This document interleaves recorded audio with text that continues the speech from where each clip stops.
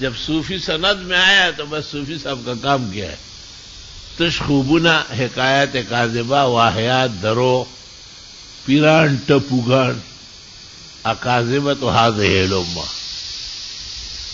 کمال پاکستان نہ کرامت لري، کرامت خودل لوی عزت ده، تش غل خوراک گو خور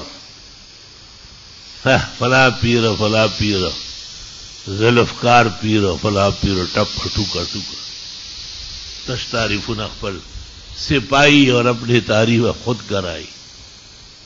تاسو کی مسلمان سوک نشتا دیم دے پیر دے ناکارا حالت دے.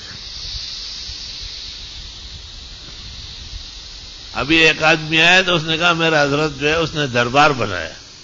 میں نے کہا مر گیا کیا؟ کہا نہیں زندہ ہے، دربار میں بیٹھ کے تعویذ لکھتے ہیں اور دم کرتے. میں نے کہا یہ کام مسجد میں نہیں ہو سکتا ہے.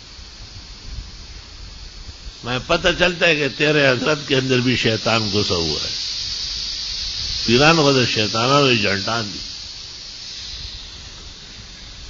تلبیس ابلیس میں ابن الجوزی نے لکھا ہے کہ پیر کا سارا کام جو ہوتا ہے شیطان کا ہوتا ہے، اور پیر نمی پران مریدان اور امی پرانن.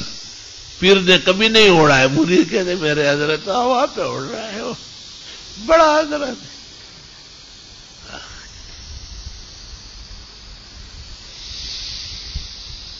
اللہ، یہ علماء نرم ہو گئے اور ان کے بارے میں یاد رکھنا یہ کمزوری اعمال ہے، ان کی اصلاح نہیں کر سکتے لوگوں کی.